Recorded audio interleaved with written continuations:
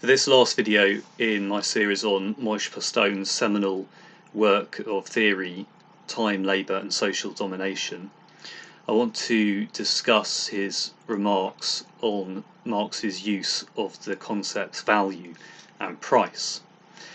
Now, this is a key point of criticism that anti-Marxists would have against Marx's whole system.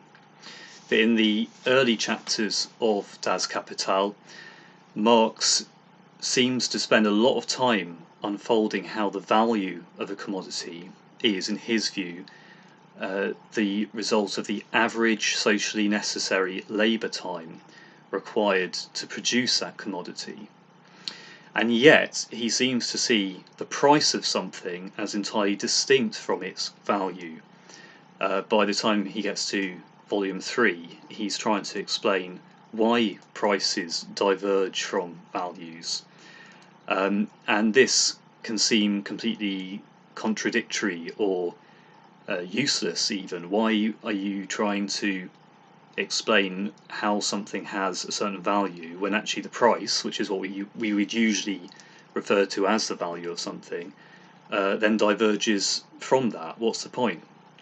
And many have said this is something you just can't overcome as an Achilles heel in the whole framework of Marx's system. I think someone, Bohm Bawerk, if that's how you say his name, wrote a famous book around 1900 about the closure of Marx's system due to this issue.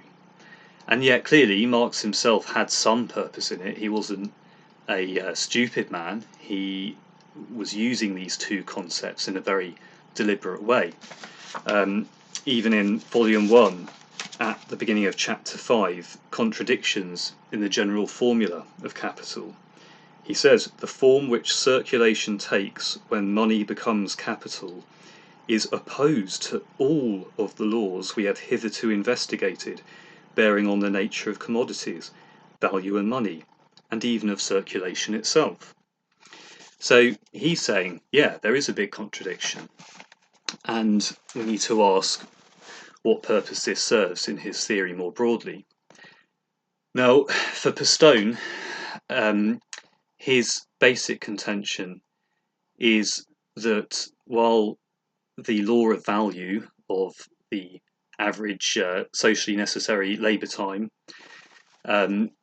is sort of the underlying force of capital, the strange, almost mystical power or effect that shapes our understanding of what makes something worth something, or what makes it worth paying someone to do some work. Prices just will diverge from that due to contradictions within the capitalist system as a whole. And I don't think Postone is concerned to try and iron this out at all. So there are some Marxists who've tried to say, well, if you alter this bit of Marx's calculations, then it's consistent in how values turn to prices and so on.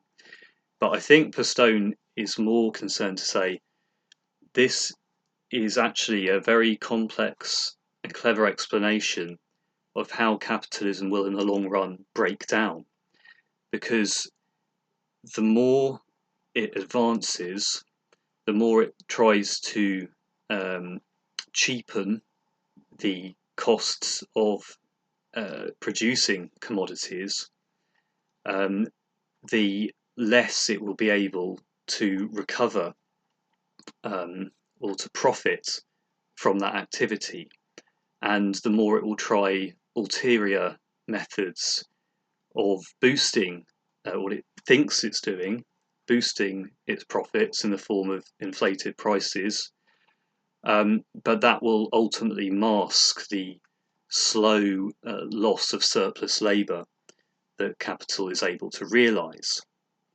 And there's a long tradition of Marxists trying to formulate some kind of breakdown theory, the theory that over time, perhaps due to overcapacity or overproduction, as Robert Brenner would put it, capitalism will sow the seeds of its own destruction. it just won't be able to produce enough of that core surplus labour, and will rely on this empty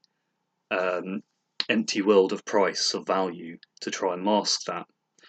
And someone like Robert Brenner would point to the decreasing rates of productivity ever since World War II. One of his former students, Benanav, has written an excellent, short and very accessible book on that matter that I recommend. And they would posit that the rise of financials, of insurance, real estate, the debt-fueled crises that frequently collapse, is really a result of this core value being hollowed out, of being steadily degraded, and that this is something capitalism just cannot escape. Now, for my own more culturally based interests, what interests me about this approach to capitalism is that I think you can see it on an ideological level. And I would take the example of the boomer generation, of their work ethic, of the kind of things that many of them would say about, if you want to get something, you need to work for it. Of at least some of them having an incomprehension as to the difficulties that later generations find themselves in now. But at the same time as this work ethic is espoused by them, they also have retired often on funds that they didn't work for. They invested the money into capitalist efforts that would result in other people working, for which they would accrue some of that value created by others' work. And even the common phrase, make your money work for you. It's not you working, it's your money. And from that angle, they might talk more about wise choices or investing wisely. So there's still an ideological justification, or way they can make themselves feel good about having made a wise choice. But it's, of course, no longer about getting something that you've worked for, as it were. And I think this double nature to that ideology perhaps expresses very well this strange way in which capitalism requires an ideology of hard work, and yet also requires people to not work for other funds. And there's even this inner connection, I think, in that you could say, okay, well, but still people worked hard to get a certain kind of job so that they could pay into a pension fund. They had to work first to gain access to it. So there is some connection, but I think there is still this inner contradiction that perhaps expresses something of what Marx was trying to do with this very unusual and twisty dialectical method.